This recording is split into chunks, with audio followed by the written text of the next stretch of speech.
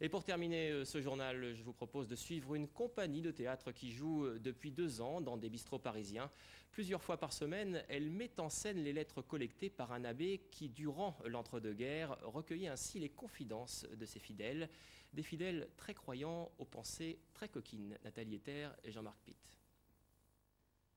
Je viens vous demander de m'éclairer sur une chose qui me tourmente beaucoup. L'été dernier, j'ai pensé me marier avec un ami d'enfance divorcé. Il m'a beaucoup pressée pour m'embrasser plus complètement et plus longuement sur la bouche. Il me vient une terreur folle à me demander si un tel baiser pourrait suffire à donner un enfant. Mon mari me dit que si je ne veux plus, il prendra immédiatement une maîtresse. 2 lettres parmi des centaines d'autres. Dans les années 30, l'abbé Violet de l'Association pour le mariage chrétien répond au courrier des lecteurs. Recueillies par une historienne, ces confessions sont aujourd'hui lues et jouées dans plusieurs bistrots parisiens. Du jour de mon mariage, je n'ai pas été une fois sans souffrir physiquement pendant et après les rapports conjugaux.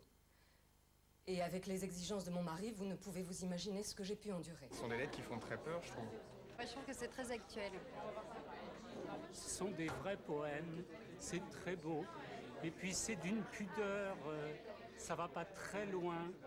Et puis c'est tragique. Tragique dans cette ignorance du sexe et cette hantise du péché. La France de l'entre-deux-guerres n'est pas sereine en amour. Égoïsme des hommes, soumission des femmes avec parfois un zeste de rébellion. Je ne crois pas que Dieu a créé la femme dans le but exclusif d'en faire une boîte à ordures, un crachoir pour hommes et une fabrique d'enfants âgés continue et illimitée. Pour moi, je crois que c'est l'expérience, je ne sais pas quel mot je pourrais trouver, la plus difficile que j'ai jamais faite en tant que comédienne et la plus enrichissante. Voilà. 4 août 1931, monsieur l'abbé. Programmé pour une durée de 10 jours, l'amour en toutes lettres se joue depuis maintenant 2 ans. Preuve que l'histoire se répète et que beaucoup de nos questions n'ont pas encore trouvé de réponse.